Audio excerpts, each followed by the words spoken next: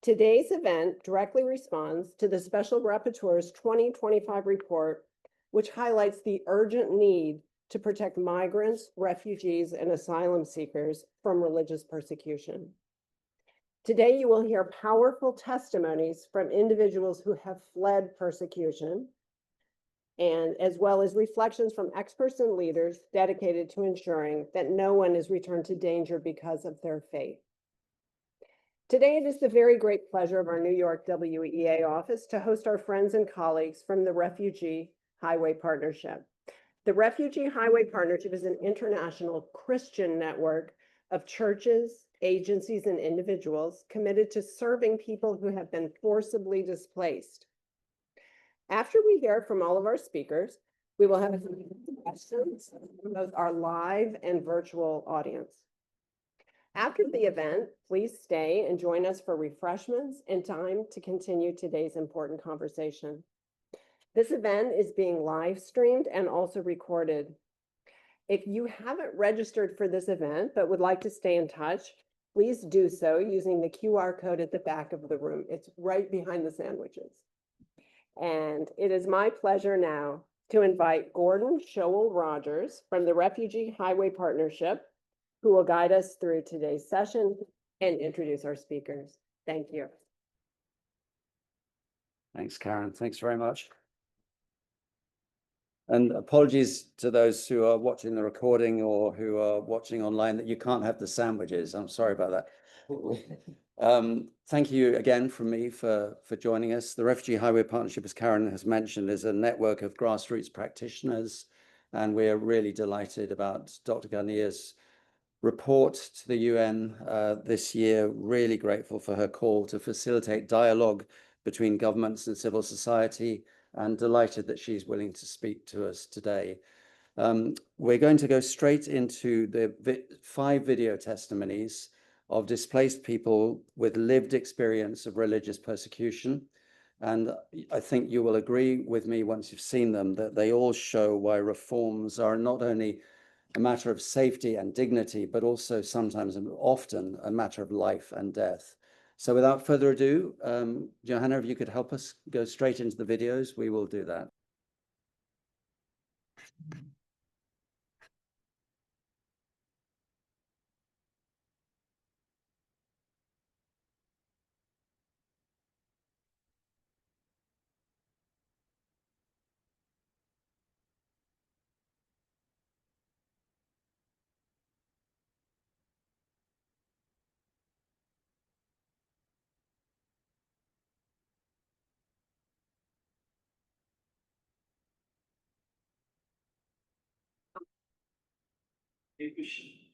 I'm a refugee under the mandate of the UNHCR in a country neighboring Bangladesh. The estimated population of Rohingya Christians worldwide is roughly 2,500 to 3,000, out of which about 139 reside in the country where I currently live under UNHCR refugee status. My family and I fled Myanmar in 2014 after suffering persecution on 2 fronts. First, from our own people, those who speak our language and share our culture, who persecuted us simply because we are Christians. And second, from the Myanmar government, which carried out genocide against us. In the country where we now live, it is never easy to practice our faith. We cannot go to church openly because the government does not recognize the UNHCR ID as a valid document of a state. Furthermore, the local people and authorities view us as infiltrators and illegal migrants. When we ask for justice, the only response we receive from the courts and government is that this country is not a signatory to the 1951 UN Convention or its 1967 protocol. Since our arrival, we have never violated any law or constitution of this country. Yet on 6 May, the police forces surrounded my apartment, arrested my elder brother and his wife, took them to the local police station. They were subjected to medical examinations and then transferred them to an island From there, they were forced onto naval vessels, tied their hands behind their back. They were blindfolded, beaten, and later dumped into the sea near the Thailand-Myanmar border. Later, they were rescued by fishermen. They recounted these horrific details to us on 9th May 2025 through the phone calls with the help of the fishermen. Alongside them, my aunt, uncle, cousins, and their wives were also deported. My uncle and aunt were senior citizens. My aunt suffers from diabetes and my uncle has high blood pressure. One of my cousin's wife had just undergone surgery, while my sister-in-law suffered a miscarriage. The deportation has torn our family apart. Every day passes in tears for my mother and for our entire family. On 20 July 2025, we managed to speak with our deported family members again and learned that the area they were sent to is now a war zone. Regular bombardments are happening there, and their lives are in grave danger. We immediately appealed to the United Nations to intervene and secure their protection and relocation to a safe zone. Since the incident of 6 May, fear has taken hold of us. We have confined ourselves to a room, avoiding the market, social outings, and even visits to friends. We lost our jobs, were forced to vacate our homes, and struggled to find another place on rent. On 8th May, after deporting my brother and his wife, the police came to our apartment again, ordering us to stay in and cooperate with them. Meanwhile, my sisters were expelled from their schools. Witnessing the police raid on 6 May, our neighbors began to view us as criminals, questioning why the police acted in such a manner if we were innocent. Myanmar was not a safe place for us, which is why we fled. But now the country we sought refuge in is forcibly sending us back to that very place. The persecution we suffered in Myanmar continues to haunt us, targeted by our own community for our Christian faith and victimized by the government's genocide. Myanmar was not safe for us then, and it is not safe for us now. Realizing that the country where we now reside is no longer a safe haven, we reached out to several churches and organizations for help in relocating. However, the sponsorship amount required are too high, and some countries give priority to family reunification programs. We have tried for resettlement, but have failed thus far. We are neither safe in this country, nor are we able to move to another. Today's delegates from across the world gather here at this UN building. We wanted to know the suffering the refugee endure each and every day. Seeking asylum and refugee is not a crime. We earnestly request the help in relocating us to a safe haven and extending a hand of welcome towards us. We need your cooperation and your compassion. We too are human and we have a right to live. Save us, save our children, and save our lives. Thank you very much.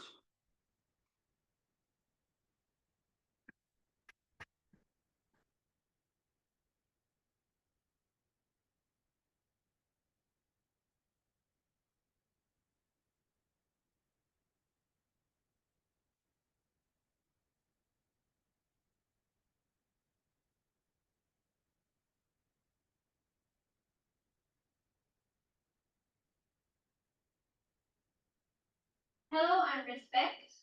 In 2017, when I was 9 years old, my family and I left Iran for Turkey. Years later, as I grew older, I learned that in our own country, my family was being persecuted and threatened for our Christian faith. We were forced to leave our home and everything to save our lives. This was the beginning of the path that changed our lives forever. Since that day, our lives have been filled with fear, uncertainty, and discrimination. The life of a refugee teenager in Turkey is a combination of striving for progress and facing heavy obstacles. Every status is threatened by strict restrictions and rules, and every opportunity can be easily missed. I myself am a living example of this harsh reality. This report narrates a real example of such conditions that have affected not only the educational path, but also academic talent. As a refugee teenager in Turkey, I continued my secondary education in tourism. Despite many restrictions and pressures, I was also accepted into the Erasmus Scholarship Program, which shows great ability and perseverance.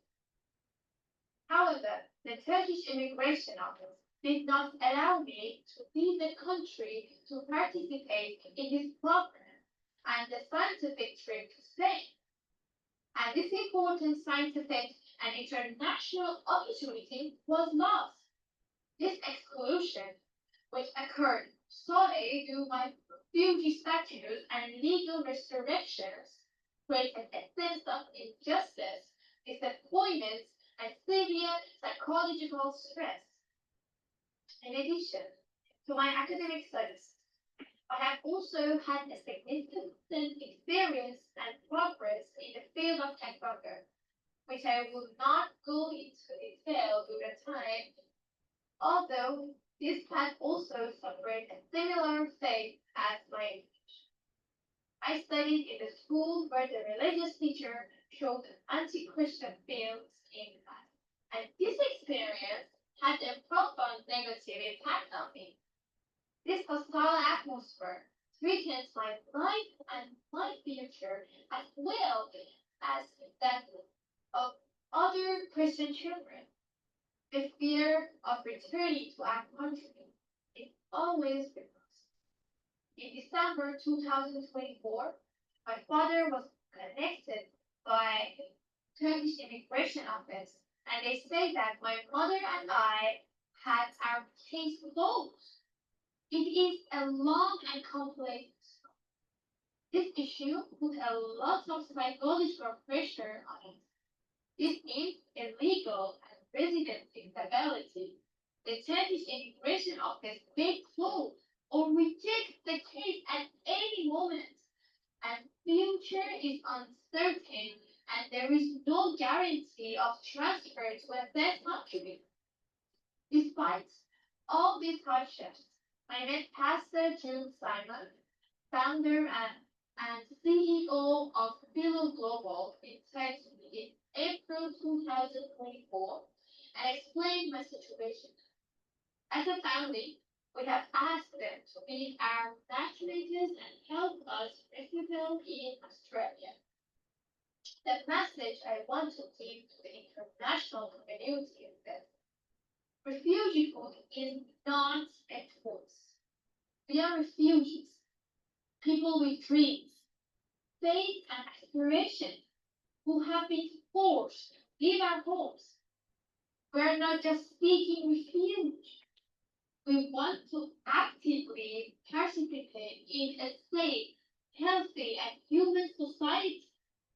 I ask you to hear our voice, defend our rights, and work for the freedom and security of refugees around the world.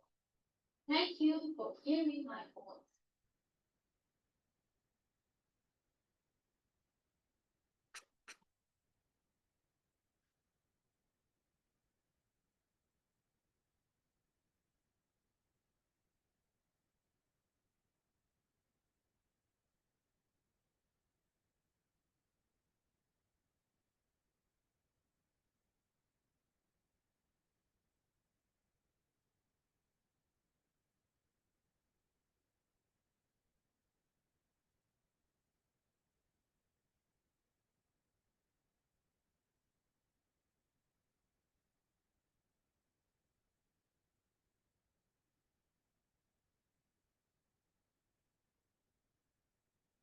سلام، من یک زن ایرانی هستم. پیغام خوش انجیل رو از طریق یکی از دوستانم شنیدم و در یک شرایط امنیتی و دشوار در یکی از شهرهای ایران تعمید دریافت کردم و پس از آن با یکی از کلیساهای خانگی و مخفی در شهر مورد نظر آشنا شدم و جهت خدمت در زمینه بشارت و پخش کلام برگزاری جلسات خانگی مشغول شدم و متاسفانه با توجه به برخورد و رفتار تبعیض‌آمیز حکومت ایران با اقلیت‌های مذهبی در خصوص مذهب آنها، مشکلات و جفاها از سمت حکومت ایران و مأموران حکومتی برای من و بسیاری از دوستانم شروع شد. با اعضای کلیسا دور هم جمع شدیم و در مکانهای تفریحی مثل پارک به خواندن کلام خداوند و سرود پرستشی و دعا مشغول می‌شدیم. عده‌ای از این افراد با فحاشی و کتککاری با ما برخورد می‌کردند و ما را مجبور به فرار می‌کردند. هیچ گونه آزادی مذهبی و یا برگزاری جلسات کلیسایی را نداشتیم و ما را شناسایی کرده و هجوم آورده و کلیساهای ما را متفرق می‌کردند و ما را با خود به زور می‌بردند با فحاشی و ضرب و شتم. در یکی از این روزها به من اطلاع دادند که افراد را گرفتم و شما هم فرار کنید و من چند نفر از دوستانم مجبور شدیم مدت‌ها مخفی شویم و در چندین نوبت با اخطار و تماس‌های تلفنی تهدیدآمیز و فحاشی به من گفته می‌شد که دست از کارهایت بردار، اما عیسی مسیح در قلب ما ایماندارها در ایران ریشه کرده و همه خواهران و برادرانم در ایران بدون ترس از هر خطری پیام انجیل رو به مردم میرسونم و من هم همین کار رو انجام میدادم. متاسفانه در 16 خرداد سال 1395 شبانه یک خانم با دو مرد با لباس شخصی که بعداً داخل زندان متوجه شدن مأموران وزارت اطلاعات بودند و بدون نشان دادن حکم قضایی با هجوم به منزل شخصی من با رفتار بسیار بد و فحاشی و درگیری با همسرم من رو به همراه وسایل و کتاب‌های مسیحی همراه خودشون بردن، در حالی که چشم‌بند به من زده بودن من رو به یک مکان نامعلوم بردن. من در یک اتاق تاریک با ترس و لرز تا صبح سر کردم. صبح من رو همون افراد به زندان اوین منتقل کردن. جلسه تفهیم اتهام را بازپرس شعبه 5 دادسرای اوین برگزار کرد. در طول جلسه بسیار سوالات مختلف در مورد اعتقادم به عیسی مسیح و دوستانم و شبانهای کلیسا و ارتباطم با افراد خارج از کشور و اینکه تو با صهیونیست‌ها در ارتباط هستی به من گفتند. اتهامات بسیار سنگینی به من بسته شد. اقدام علیه امنیت ملی و در طول بازجویی‌ها هم متاسفانه رفتارها و برخوردهای بسیار بد، حتی فشارهای روحی و حتی فیزیکی به من وارد می‌کردند، طوری که مدت 21 روز در سلول انفرادی برای من سالها در زندان گذشت. من بسیار به شدت از نظر بدنی مثل کلیه درد و بیماری‌های زنانگی دچار مشکل و بیماری‌های شدید شدم و مجبور شدن من رو به بهداری زندان ببرن و خیلی سطحی با یک آمپول مسکن موقتا دردم را ساکت می‌کردن. دوره بازداشت فشارهای وحشتناکی بر من وارد شد. نهایتاً بازپرس پرونده من رو موقتا با قرار وثیقه آزاد کرد. با کمک وکیل مطالعاتی پرونده و نظر ایشان گفتن پرونده شما بسیار سنگین هست و حکم سنگینی برای شما داده خواهد شد. با مشورت خانواده اجباراً از کشور فرار کردم.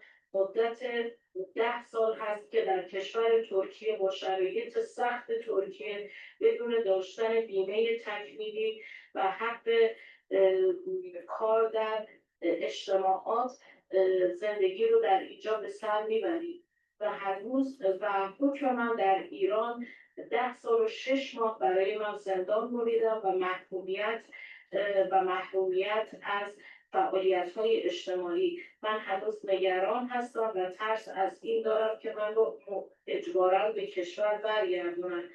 و از اینکه عیسی مسیح رو دارن و افرادی که میتونن در این زمینه صدای ما رو بشنون خدا رو شکر میکنم و از شما خواهش میکنم که صدای ما رو بشنوید و ترتیب اثر بدید. لطفاً مرزها رو از هم بشکنید و به کمک انسان‌های بی‌پناه ببرید.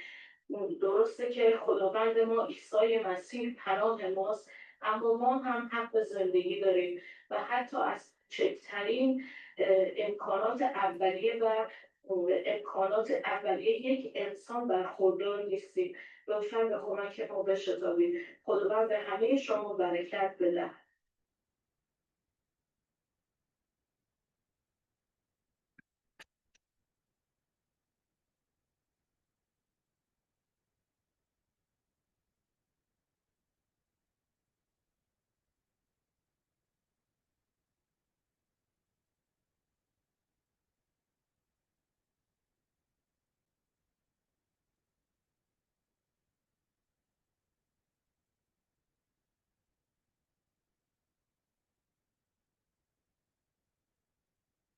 I'm a Christian refugee.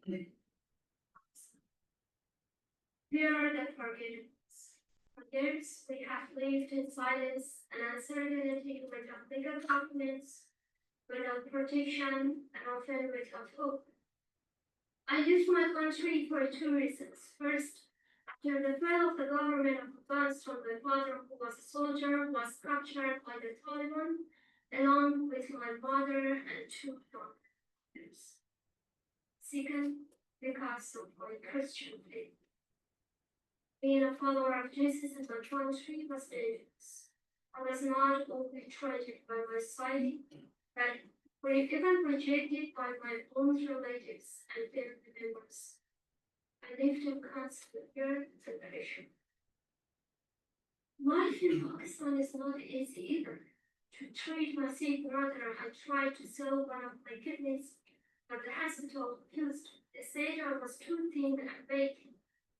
I wouldn't survive the surgery. We live in fear of forced return. Every knock on the door shakes my heart. We have no legal protection.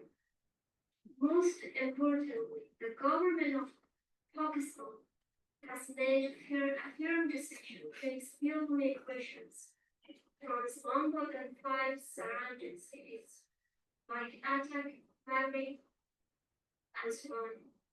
As you ever in Islamic jurisprudence, a person who leaves Islam and converts to another religion is considered an apostate, and the punishment for apostasy is execution. My concern, along with that of hundreds of men and women who have converted to Christianity, is that if we deported, we will undoubtedly face the death penalty. We are always late, always late. Practicing our faith is also limited. Going to church is dangerous. Churches are blind, and they fear being targeted. To the people listening, the United Nations, to the leaders and decision makers of the world, I want to say, please don't forget us. We are human. We have dreams. We have families. We have faith. We did not choose this life. We ran to survive, but we don't want to only survive. We want to live. We are not okay. For 4 years, we have had no stable room, no proper food, no normal life. We moved from one city to another city in Pakistan to avoid being caught. We are not criminals. We play no part in any conflict. We want peace for ourselves and for the world. I ask you to open the doors. Speed up recently. Protect those who are most Well, therefore, don't just look at the numbers and laws. Listen to the stories like mine. Please remember, behind every refugee case, there is a human being with a dream, with a story, with hope for a better future. Thank you for watching.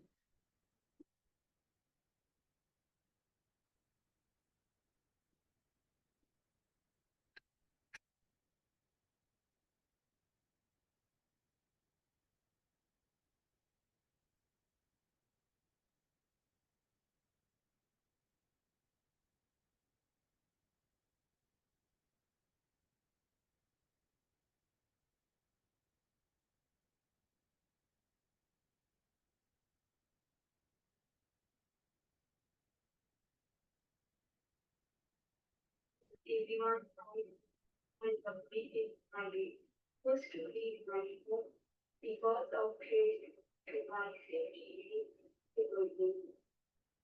I am urgently seeking a legal situation in production and humanitarian. When the Taliban occupied Afghanistan, that became very dangerous for the followers of the Christianity religion. In March 2022, the Taliban began house-to-house search for evidence of previous military personnel. They found the holy books of the Bible in our house.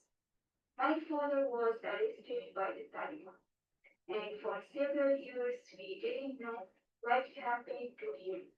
We only found out later that he had been brutally beaten and faced a long prison sentence. A few days later, they asked about my brother also, and we were forced to leave home. Living conditions had been dangerous for me and my brothers because we had to leave the house for university and work. So my mom decided we needed to leave home in Afghanistan as soon as possible. We entered Pakistan illegally, without documents. We faced many problems in Pakistan. In the beginning, we took English language courses here. We were arrested by police twice because we had no documents, which made us drop out of the English language course. Here we are financially supported by Christian brothers. I have serious problem and it's very painful for me. I need surgery. That in Pakistan is very difficult for us, like being in person.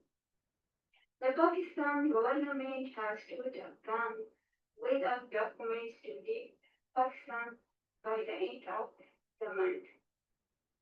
The Pakistani authorities have been undertaking search in our neighbors, causing us to move location. Then we escaping capture. We feel it's only a matter of time before we are caught. Our extension to Afghanistan would put my brother's life in extreme danger because when we left Afghanistan, we received 2 summons letters from the Taliban and Taliban for my brother. Recently, Iran deported Afghan refugees and as they crossed the border to Afghanistan, the Taliban took fingerprints from the refugee to easily identify them using the biometric data left from the previous regime.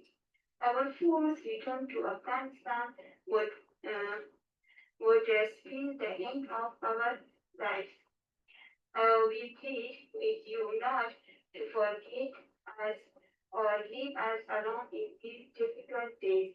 I placing my trust in would like to give me the chance to live without fear. Thank you for hearing our plea. Thanks, thanks, Johanna, and thanks, Jude, for organizing those. I don't know about you, but every time I hear a story like that, it makes me feel more and more helpless. But there are things we can do, and we're reminded of the humanity of the 130 million forcibly displaced around the world. We're reminded of the intersection between forced displacement and freedom of religion or belief, and the importance of Dr. Gania's report, and the value of that. We're reminded by these 5 stories that they are representative of vulnerable minorities among those 130 million. And very, very grateful for the opportunity to have this conversation today. So thank you so much, Dr. Ghania. Nazila Ghania is Professor of International Human Rights Law in the University of Oxford and has been the UN's Special Rapporteur on freedom of religion or belief for just over 3 years. And we're really excited about your report and your willingness to be with us today. Thank you so much, Dr. Ghania. The floor is yours. Thank you very much. Thank you for being here. Thank you for those joining online. I think there's no doubt that we're talking about a very heavy topic that is indeed affecting the lives of so many families, so many communities, just waiting, as a number of the witnesses said. Over the last 39 years of this mandate, this topic, of course, has been addressed on numerous occasions. I recall, for example, the report of Professor Heine Bielefeld in this mandate when he visited Bangladesh on a country visit. And I recall another former special rapporteur, Asma Jahangir, where she had a report on people in vulnerable contexts and freedom of religion or belief, of which refugees was one of them. But I think the topic really deserved a standalone report dedicated to it, because the challenges being faced are just so enormous and the obstacles are increasing. And the political climate around it is deteriorating very sharply in many parts of the world. Now, there's no doubt that freedom of religion or belief and all human rights should be enjoyed on an equal basis. You don't need documentation, you don't need citizenship, you don't need to be born in a particular place and living in a particular place in order to be entitled as a birthright to your human rights. Yet we seem to really have forgotten that in relation to people on the move. Now, the expression people on the move is imperfect, but it was preferable to migrants, because migrants might be legally a bit confusing. So we're engaging a number of different legal regimes when we're talking about people on the move. So in some contexts, we're talking about stateless persons or people who have been rendered stateless. They may be undocumented. They are asylum seekers and refugees. They are internally displaced persons, so the same, but they haven't crossed the border. So they're within the same country, but facing similar plight, but legally that makes it distinctive. And then another aspect is migrant workers and members of their families. So they may not have been forcibly required or in a situation where they had to leave their country, but they have moved for work with their families possibly, and they too may be rendered stateless or their freedom of religion or belief may be restricted, and the report draws attention to that. So different kinds of people and populations, but all under this umbrella of people on the move. They should be entitled to an equal enjoyment of freedom of religion or belief. But as you can see from the website of the mandate, we had a lot of inputs from different communities, different NGOs, different actors. And I do recommend, in addition to the powerful testimonies we heard today, there are many, many other examples about the violations and restrictions on freedom of religion or belief, which intersect deeply with other human rights, as also the witnesses drew attention to. So regardless of the legal obligations, which should guarantee an equal enjoyment of freedom of religion or belief, we find that this freedom for people on the move is often overlooked, it's misunderstood, or it is outright denied. And it seems more and more urgent that we give attention to it. Maybe many of us have witnessed this firsthand with those we have engaged, or maybe we ourselves have experienced that to some extent. Freedom of religion or belief is not less important for people on the move. It doesn't have less resonance. It's no less imperative for them. In fact, being displaced from familiar environments, from our homes, from our neighborhood, from familiarity, from having family nearby, really pulls many people to want to deepen their bonds with their faith, with their beliefs, to re-examine what they can put their trust and hope in, or indeed to change their religion or belief. And of course, that should be guaranteed to all of us. But there are many, the report just captures 6 different snapshots of how freedom of religion or belief is overlooked, misunderstood, or denied for people on the move. Some are rendered denaturalized. Their citizenship is taken away from them, or because of their time away from their home, it lapses, so they no longer have citizenship, or they may be targeted because of their religion or belief to be robbed of their citizenship and their naturalization purely because of their religion or belief. This may be intentional from some states in order to sidestep their obligations to those populations by saying, well, they are stateless, they are not citizens of our country, or it might be intentionally to other them or to silence them or to control them. This may be the first step towards dehumanization, that we see examples of where that has then been also followed up by genocide. And Sami's witness from Myanmar drew attention to that. It may be that people have been forcibly displaced because of their religion or belief, and that risks then further violations and violence. Now, somebody may have escaped and been displaced because of their religion or belief and be in an IDP camp or refugee camp. And we would think that because the responsibilities and obligations in a camp is very clear, either it's the international community or it's the state concerned, that may have promised a place of greater safety. But in many camps, the situation, the fear, the violence, the targeting continues, but in a closed environment. And sometimes it is recognized that they are at heightened, these populations are at heightened risk of being targeted, so they're restricted further for their own safety. But that means their other rights in terms of, for example, employment, education, and just merely interacting with others, the freedom to move has been restricted.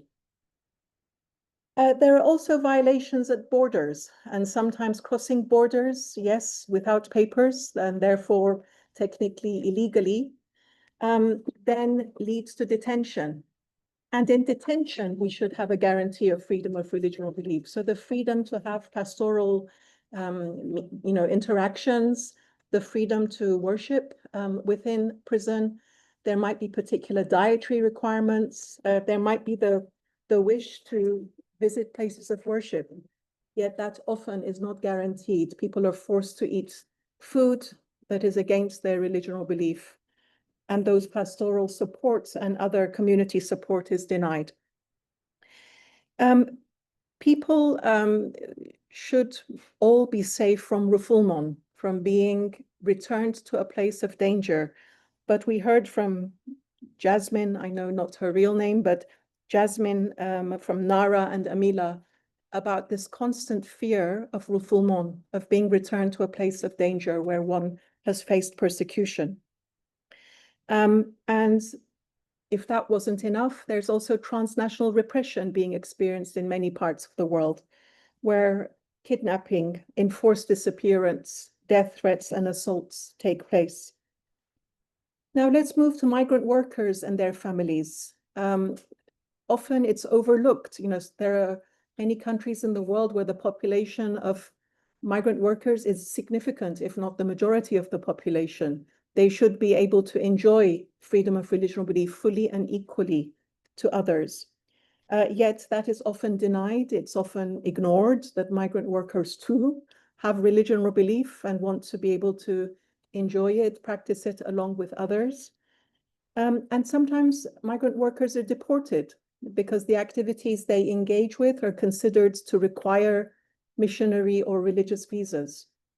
But any restriction on manifestation of religion or belief should be according to law. And Article 18 of the International Covenant on Civil and Political Rights is very clear on the requirements of when and how and in what circumstances manifestation of religion or belief can be limited. Now, perhaps cutting across all of these, we have the fact that resettlement options are decreasing, dwindling. And there are people, as I think Jasmine said, almost her whole education has been whilst waiting for resettlement. And there are people, it's really quite regular to hear that people are waiting for resettlement for 10 years, 12 years, 13 years. So that's the whole childhood gone. And this is something that, of course, we can work with wherever we are in the world to try and nudge open those possibilities, even to the extent that they existed 5 years ago, 6 years ago. The report didn't want to just end with the bleakness of it all. There are also good practices. There are good practices in IDP camps, in refugee camps. There are many civil society organizations and faith communities that try to support, to ease the burden, to give access. And also there's a section that provides guiding questions for states. Because this freedom is overlooked so much in this context, then the questions are for the state authorities to realize where they are at, to chart their own progress or otherwise, and seek to improve the situation. Thank you for this opportunity and for hosting this. Thank you so much. Do sit down comfortably for a minute, Naz, because we're just going to have Jude on for 5 minutes. We're going to return to the topic of refoulement that you mentioned, and he's just going to speak to that for a few minutes. So think through your questions that you have for Dr. Ghania or for Jude, who will be on the screen in a moment with Johanna's expert help. There he is. What time is it in the morning, Jude, in Sydney? It's just 5:18. Okay. Oh, well, you've been up for about 2 hours ready for this. Thank you. We're over to you. Thank you, Gordon. Thank you. Thank you. Dear Honorable Special Rapporteur, the World Evangelical Alliance and Refugee Highway Partnership colleagues, and everyone gathered here today, both in person and online around the world, thank you. Thank you for being with us today. Today, I would like to express my heartfelt gratitude to the World Evangelical Alliance and Refugee Highway Partnership team for your exceptional work in organizing this side event. To every individual who bravely stepped forward to share your testimony despite the risk and the uncertainty of displacement brings to your life, thank you. You spoke not only for yourself, but on behalf of millions of forcibly displaced brothers and sisters whose stories remain untold.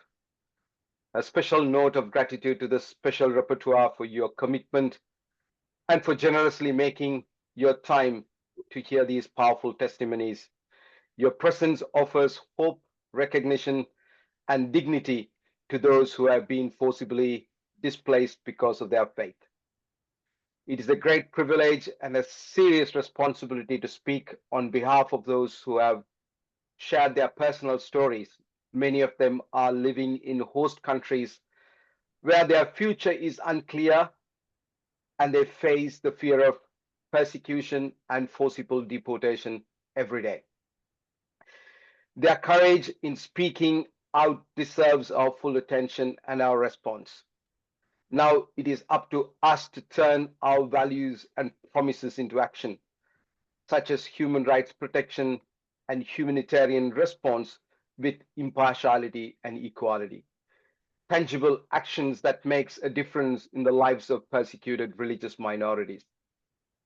As we engage in advocacy, let us remember that the voices we represent, those of vulnerable, the forcibly displaced,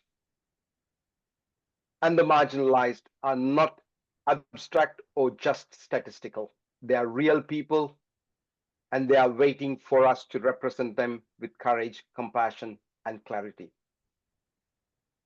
The third committee deliberates a wide range of critical issues, particularly the protection of refugees and forcibly displaced people, their human rights, and the provision of humanitarian assistance. Today, we gather here to address some of the most pressing human rights and humanitarian challenges of our time affecting the persecuted religious minorities, especially the Christian converts. As networks and organizations representing religious minorities, particularly Christian minorities and individuals who have converted from other faiths, we wish to draw your attention to the unique and often overlooked challenges these communities face in host countries. Their suffering is not only the result of displacement, but also systematic, rooted ethnic, political, and religious ideologies in the host countries. As you draw the attention to the IDP camps and the people living in IDP camps or refugee camps, how their freedom of religion is being limited. In many countries, asylum-seeking systems have transitioned to the host government-supported processes, where domestic laws fails to provide adequate protection. These localized mechanisms often lack impartiality and expose persecuted religious minorities to further danger. Millions of refugees, especially religious minorities, are at risk of being forcibly returned to their very own country they fled from, places where their lives and religious freedoms remain under threat. The current resettlement options, including highly glorified complementary pathways and family unifications, offer little meaningful protection for those fleeing religious persecution. We are particularly concerned about asylum seekers and refugees being forcibly sent back to their countries of origin, where their conversion to Christianity or Christian religious identity is known and may be used against them. This places them in grave danger. We therefore urge the rapporteur, the United Nations, the host countries to establish and uphold strong legal safeguards that prevent the forcible return of individuals to situations of religious persecution. Furthermore, we call for the strengthening of refugee status determination processes, especially where it is managed locally by the host government. It must be transparent, fair, sensitive to the religious minorities. We also advocate for enhanced dialogue between UN member states, faith-based organizations, UNHCR, and the UN human rights mechanisms to ensure that asylum protections are robust, inclusive, and responsive to the religious minorities. And we hope we can work together to ensure that no one is left behind, and that every individual, regardless of faith or background, is afforded the dignity, safety, and justice they deserve.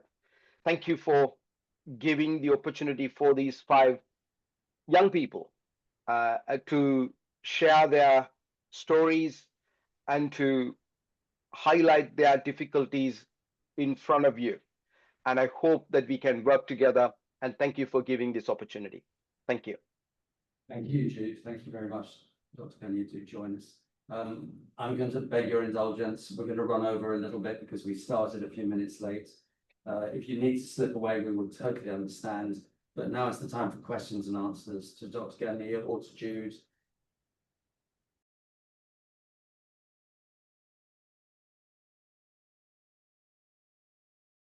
commitment on the part of the Refugee Highway Partnership, and I'm sure the World Evangelical Alliance, to freedom of religion or belief for all is paramount. It's one of our key commitments. And we're really thrilled about your report. Thank you so much and your willingness to speak at this side event. Thank you, Dr. Gani. And there's food for those of us in the room. Again, apologies for those who are not in the room. And continue the conversation. There you go. Thanks, Johanna. The QR code, which will be on screen for a while and accessible online. Wonderful. Scan the QR code. Thank you very much. Thank you, Dr. Felipe.